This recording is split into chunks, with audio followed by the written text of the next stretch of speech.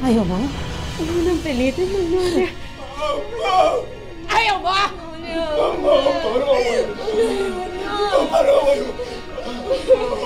Mamili ka, Amira. Si Alex o ang mga tera? Mamili ka! Ano nga yun? Nagsita ka na ako. Huwag niyo pasaktan ang anak ko, ma'am. Ano nga yun? Matawad po. Ano? Tigilan mo na ito, Magnolia. Tigilan? Tigilan? Panahon na para magbayad ang lahat na may kasalanan. At ibaon natin sila sa lupa!